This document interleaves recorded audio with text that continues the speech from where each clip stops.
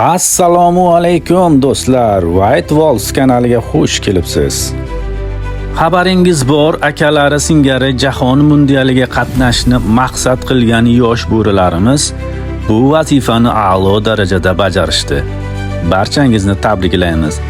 Eslatib o'tamiz do'stlar, Saudiya Arabistonida o'tkazilayotgan U17 Osiyo chempionatida O'zbekiston terma jamoasi birinchi turda Tailandni 4-1 yirik hisobda mag'lubiyatga uchratgan bo'lsa, ikkinchi turda esa vakillarimiz Chin yurtiga qarshi bahs olib borib, biroz qiyinchilik bilan bo'lsa-da 2-1 hisobda mag'lubiyatga uchratishdi va mana shu yil o'tkaziladigan 5-dan 27-noyabr oyida Qatarda bo'lib o'tadigan U17 Jahon chempionatiga qatnash litsenziyasini muddatidan avval hal qilishdi.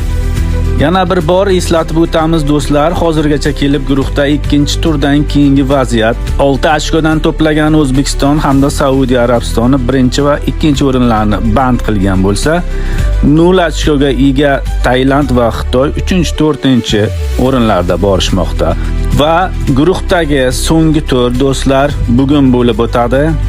O'zbekiston Saudiya Arabistoni bilan birinchi o'rin masalasini bugun hal qilishsa, Tailand va Xitoy jamoalari bugun o'z muxlislari uchun chiroyli o'yin o'tkazib berishadi. Do'stlar, Jahon chempionati yo'llanmasini hal qildik. Bu yaxshi, quvonarli albatta.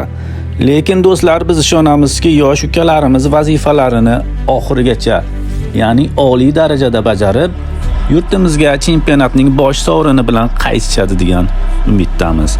Inshaalloh omad yor bo'lsin.